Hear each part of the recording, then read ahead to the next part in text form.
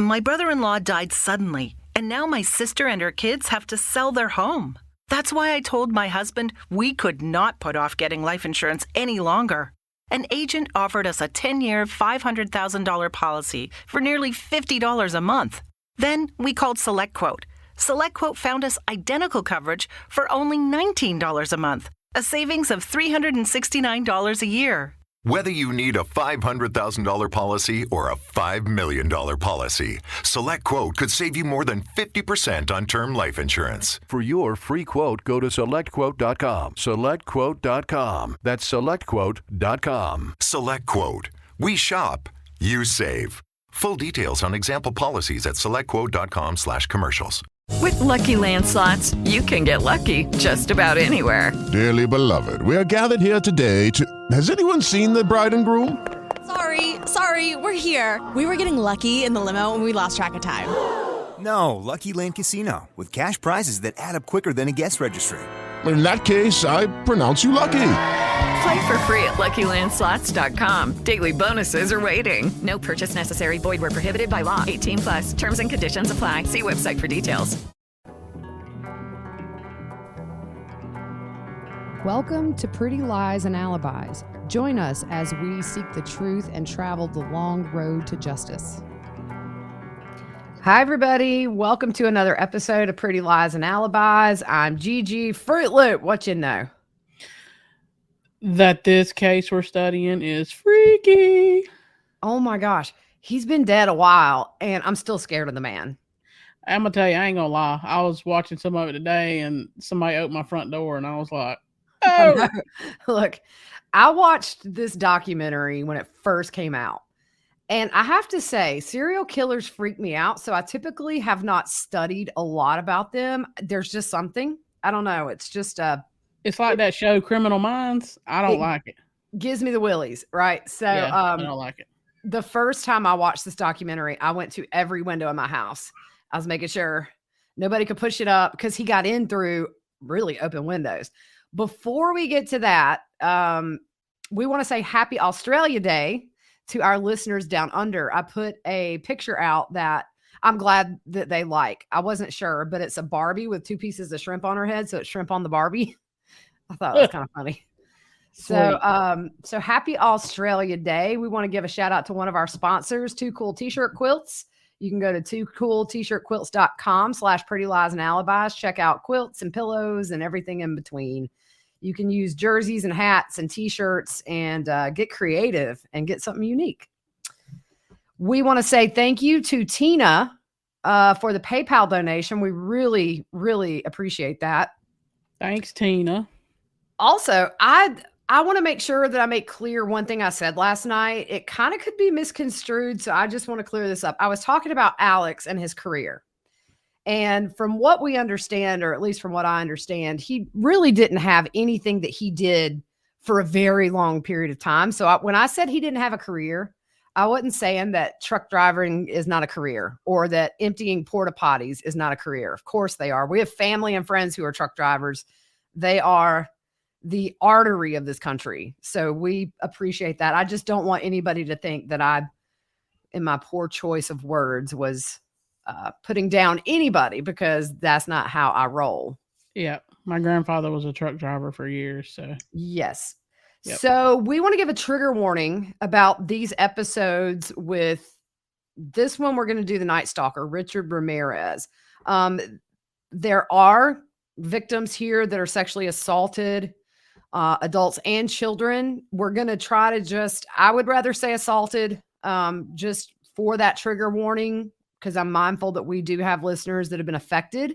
So if we say assault, just know that it means a sexual assault. But we just wanted to give that trigger warning because some people don't enjoy this aspect of crime, and we completely understand that. So we didn't want anybody to be surprised. So have you finished? Okay. So first of all, a lot of our information came from the Night Stalker 4-part limited series on Netflix. I watched this when it first came out. Then I rewatched it over the weekend just to take notes. And that's where a lot of our notes came from. Not all, but if you want to see that and you have Netflix, I highly recommend it. It's disturbing, but it'll blow your mind. It's good. I'm on the last one.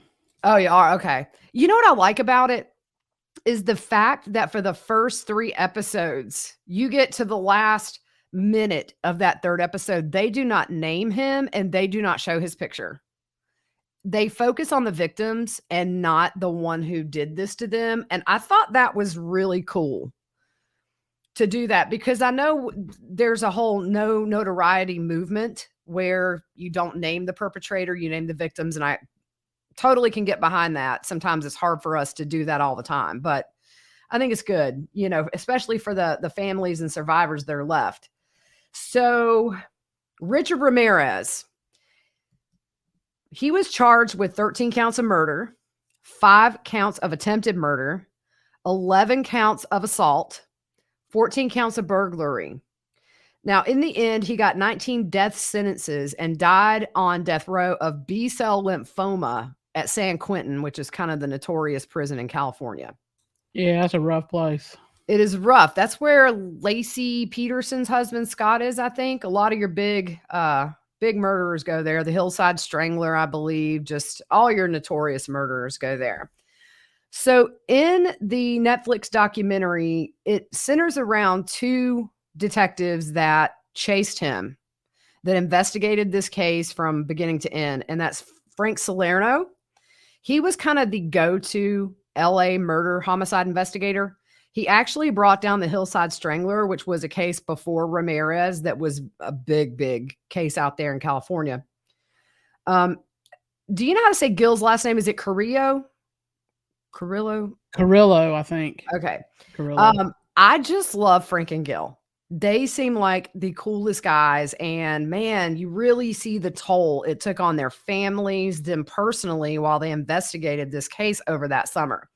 So yeah, you get to see how much time they missed with their family and everything. Yeah. I mean, at one point, Gil's wife took her children and left and said, I'm not coming back until he's caught. And I get that, because the thing about Ramirez that is so different from a lot of serial killers, usually serial killers have a type.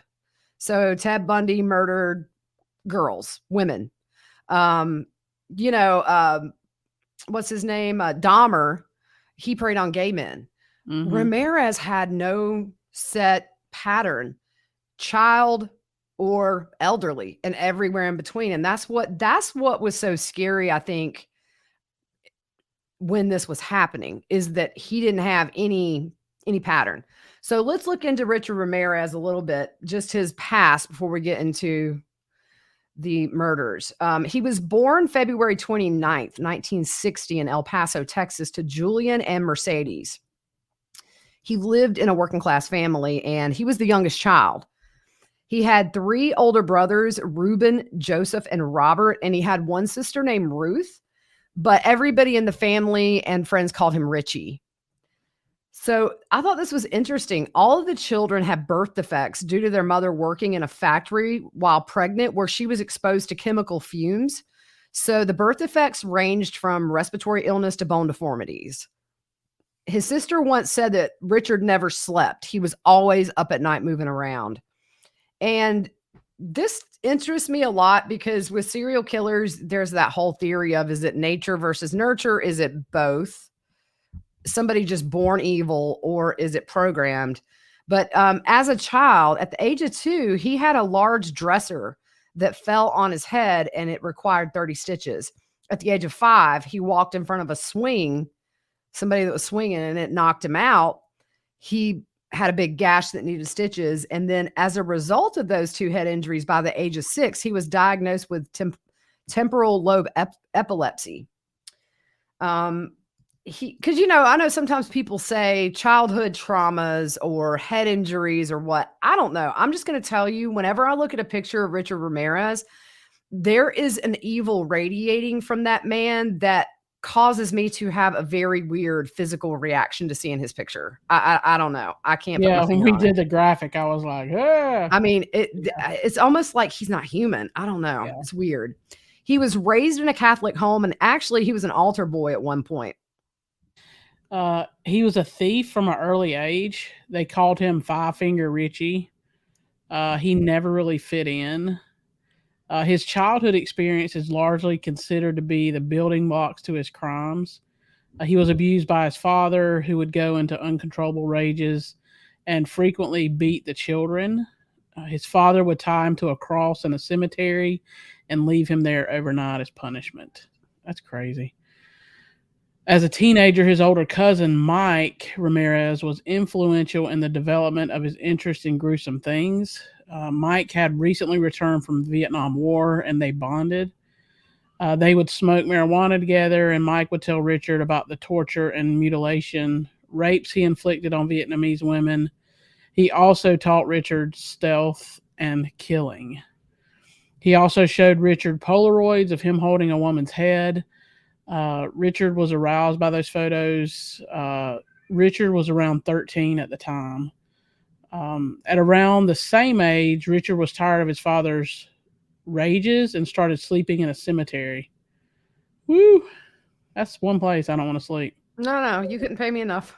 Yeah, nope. Also at 13, he witnessed his cousin Mike murder his wife with a gun at point blank range in the face. He was not guilty by reason of insanity. He served 4 years at the state mental hospital and was released. Once out, he resumed his relationship with Richard. Richard moved in with his sister Ruth and her husband Roberto. Roberto was a peeping Tom and would take Richard along sometimes. He progressed to breaking into homes to see if he could do so undetected. These people need held accountable just like he did. Yeah. No kidding. Yeah. In 1977, Richard got a job at a Holiday Inn. He would break into rooms and steal and attempt to rape one person. Her husband walked in and beat Ramirez severely and called the police. In 1982, Richard moved to California. He was 22 at the time. A librarian recalls meeting him in the public library. He noticed Richard had rotting teeth, wore a black Jack Daniels shirt, and had body odor so strong he said it smelled like a goat. Richard wanted books on horoscopes and torture. Red flag, red flag. Red flag, like every paragraph. So as far as they know, his first victim was 9-year-old May Long. On April 10th, 1984, she was a Chinese American girl, and Richard was living at the hotel where she was found. She was assaulted and stabbed to death, and then they hung her body from a pipe. This was only discovered in 2009, though, when a DNA sample matched Ramirez. Because you got to understand, back when he was doing all this stuff, they didn't have the DNA evidence that we have now. They basically had a shoe print. Yeah. And I thought it was interesting when they talked about, they wrote everything on a board and would like connect it. Yeah. They were so smart because that was just sleuthing. That was hardcore police work.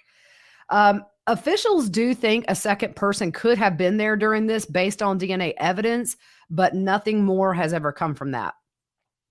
So on June 28th, 1984, that was the first murder in the Night Stalker murders in LA. He murdered 79-year-old Jeannie Vincow, and the attack was so brutal, she was nearly decapitated. They did find a fingerprint on the window that he used to gain entry into the house. So March 17th, 1985, which was St. Patrick's Day. Actually, this is the first of the serial murders. He shoots 22-year-old Maria Hernandez in the face. She was getting out of her car in her garage and she heard a noise. What happened was Ramirez slapped the hood of that car to get her attention. And he had a members only jacket on. He held the gun out towards her face and she put her hands up in defense, and she had a set of keys in her hand. And by chance, that bullet ricochets off the keys as she held her hand up. So she runs into the alley.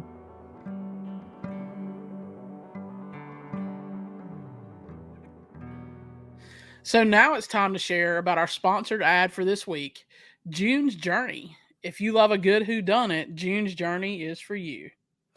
In June's Journey, you play as June Parker, an amateur detective investigating a series of mysteries. It's full of twists and turns around every corner. You'll put your observation to the test, sharpen your sleuthing skills, and relish the thrill of solving the case. I have to say, what the world? I seriously love this game. It makes me think. It's so relaxing. I've been playing it before I go to bed, and it just helps me wind down after a long day.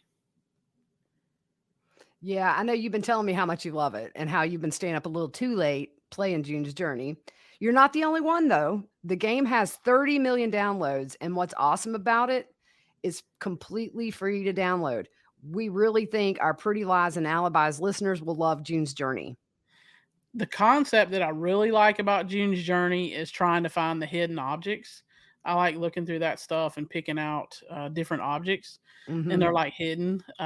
So throughout each chapter of this game, you're able to search for items in a cool roaring 20 setting. As you're finding the hidden objects, you're also helping solve mystery after mystery. As you play new chapters, there's always a new case to crack, and you guys know how we love talking about crack cases. And we know that there's definitely a detective in all of us. So find your inner detective. Download June's Journey free today on the Apple Store or the Google Play Store. My brother-in-law died suddenly, and now my sister and her kids have to sell their home. That's why I told my husband we could not put off getting life insurance any longer. An agent offered us a 10-year, $500,000 policy for nearly $50 a month. Then we called SelectQuote.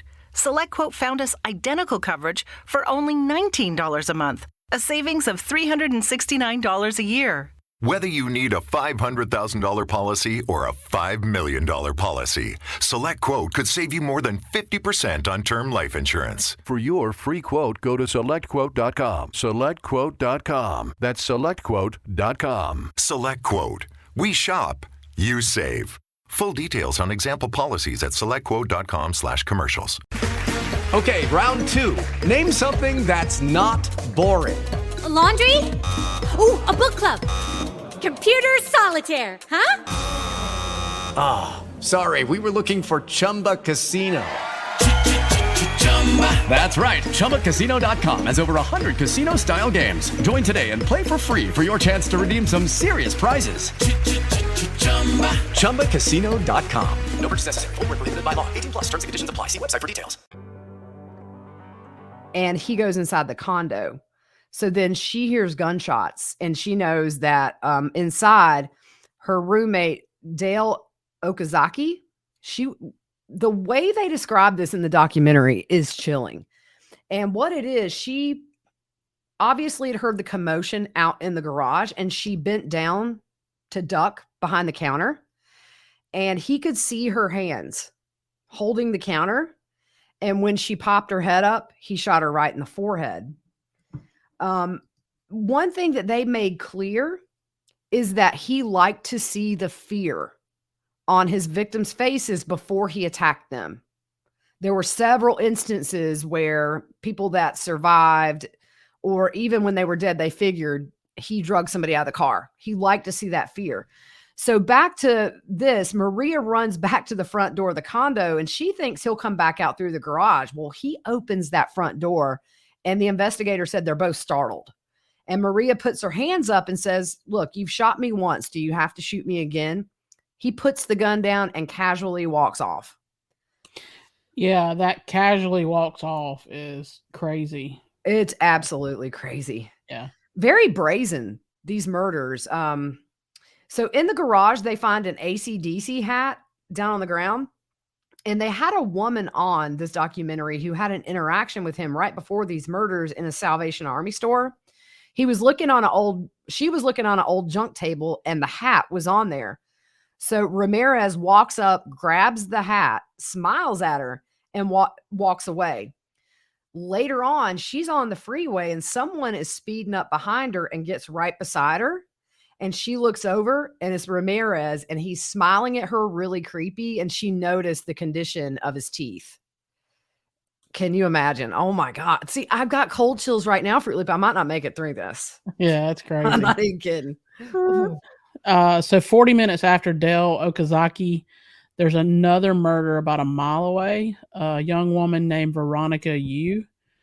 She's driving and stopped. She's forced out of her car and shot in the chest, and he steals her car. The media dubs him the walk-in killer and the valley intruder. Maria Hernandez gives investigators a description of Ramirez for a police sketch. Investigator Gil Carrillo showed the sketch to officers in East LA, and they noticed it looked like the suspect in an attempted kidnapping in Pico Rivera.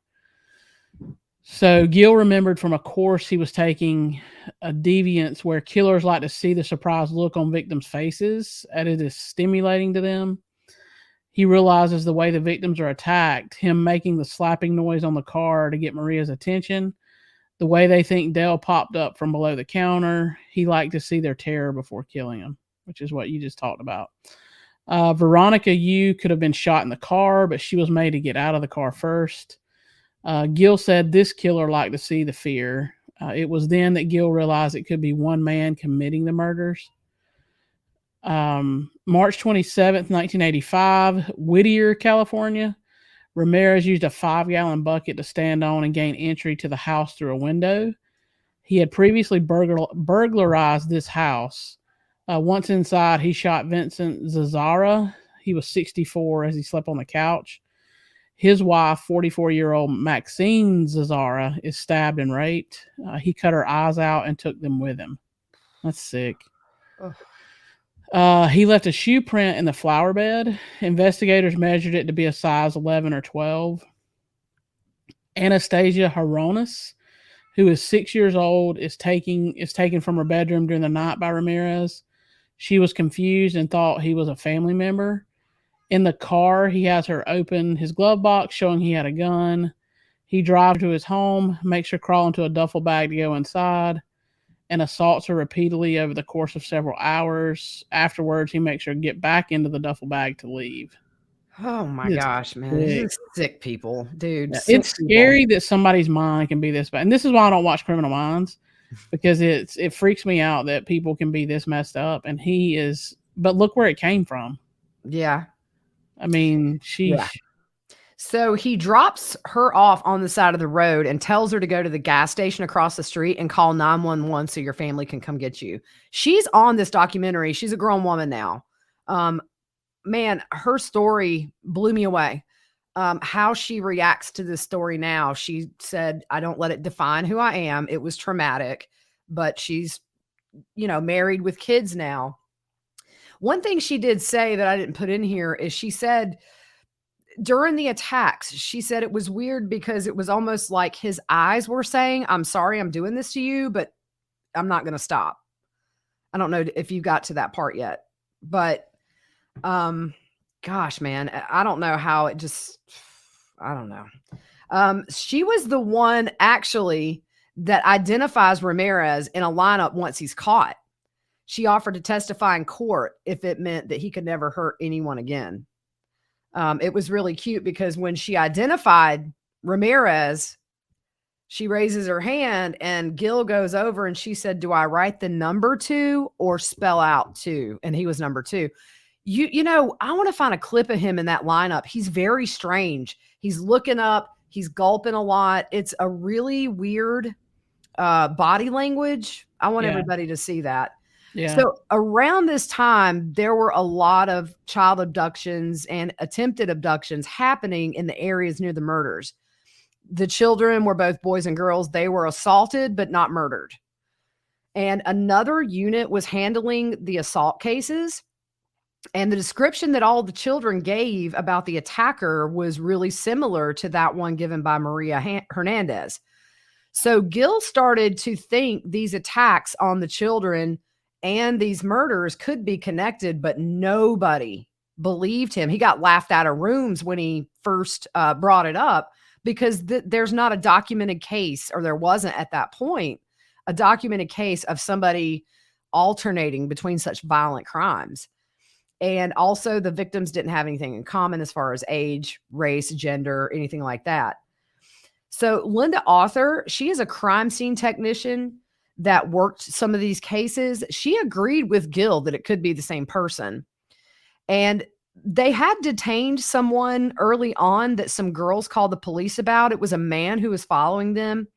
They were able to get his plate number, and he looked similar to Ramirez. He had some same facial features. Yeah. But they did a search warrant and just decided he had some really out there stuff as far as pornography goes in his house, but it wasn't their guy. Initially, Maria Hernandez said it could have been him, but it wasn't. So on May 14th, 1985, Ramirez breaks into the home of Bill and Lillian Doy. He beats Bill to death and ties up Lillian and beats and assaults her. The husband, Bill, managed to call 911 right before he died. And Lillian was found with thumb cuffs on, which is something they had not seen out there as far as used in a crime. So a detective from one of the child abduction and assault cases calls Gil and says he has found a shoe print. The child was taken to a construction site where she was assaulted. Ramirez stepped in wet concrete and left a perfect shoe impression that matched the size and style of the shoe found in the flower bed of the ones at the Zazara house. At this point, Frank and Gil become partners on the case. I thought that was really cool because he was a young guy. Oh, he was so excited. He was excited Yeah. telling the story all these years later because Frank was super famous out there for bringing the Hillside Strangler to justice. So he was, if there was a big murder in LA, Frank was there. So Gil was, it was cute. He tried to play it cool. He was like, yeah, I'll think about it. And he goes home. He's like, Frank wants me to be his partner.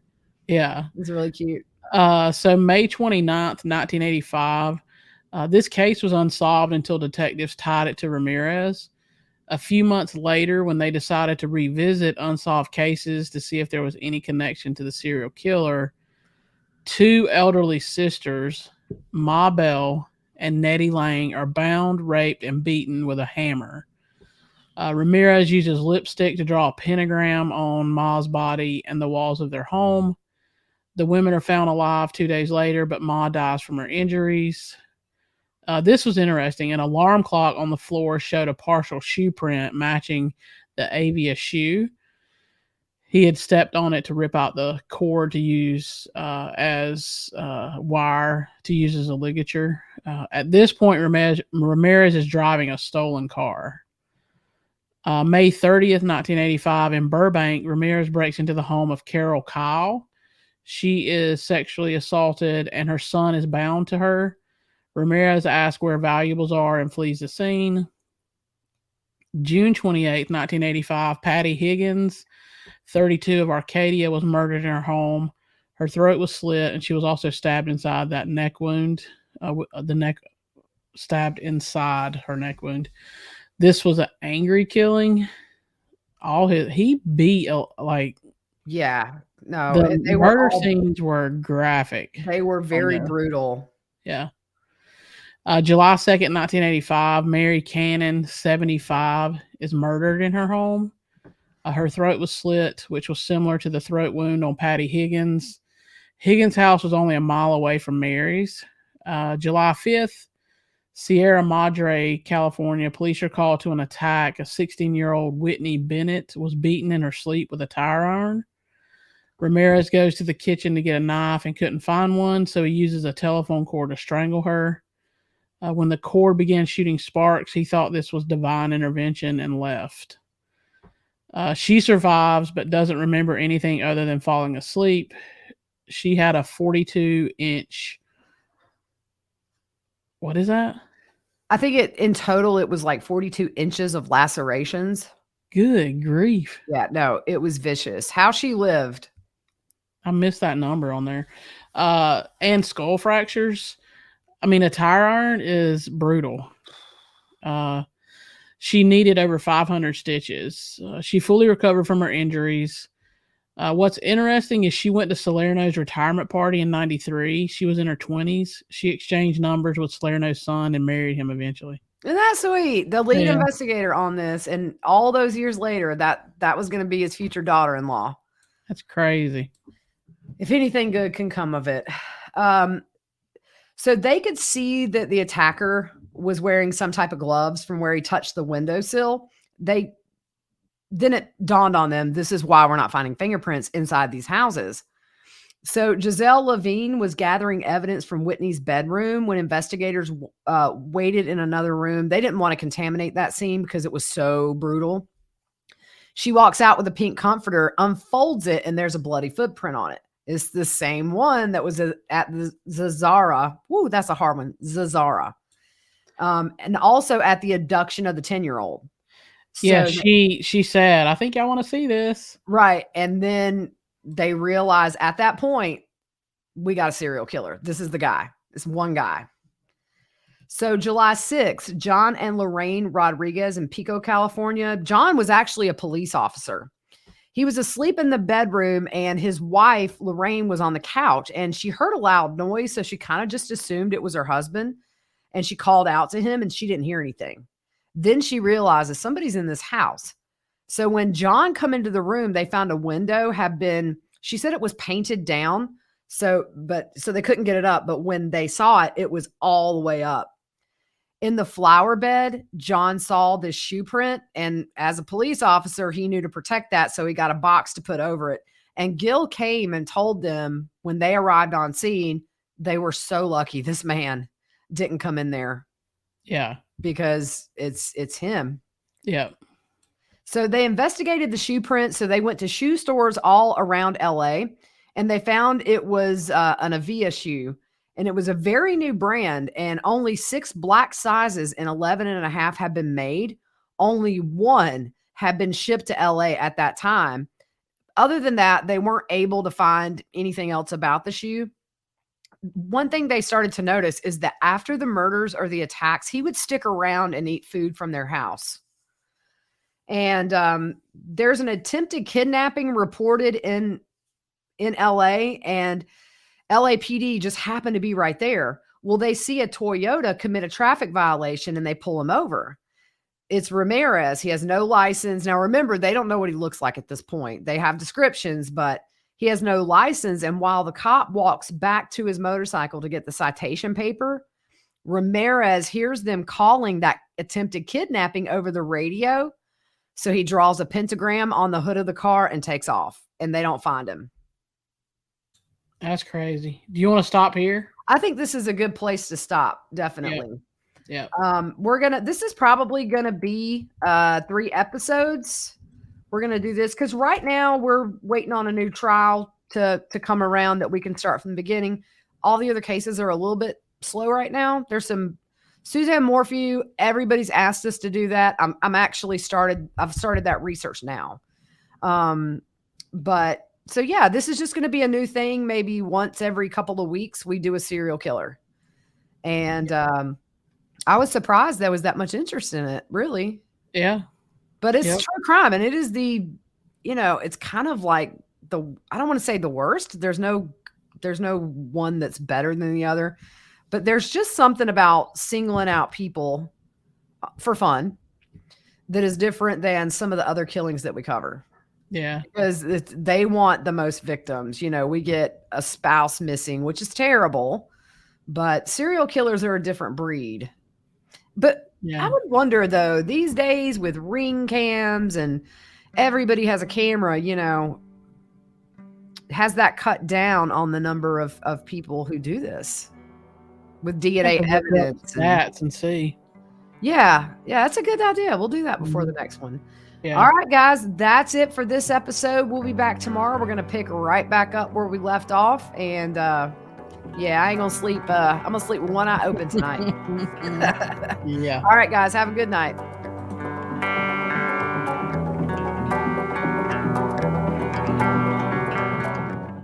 With Lucky Land Slots, you can get lucky just about anywhere. Dearly beloved, we are gathered here today to... Has anyone seen the bride and groom?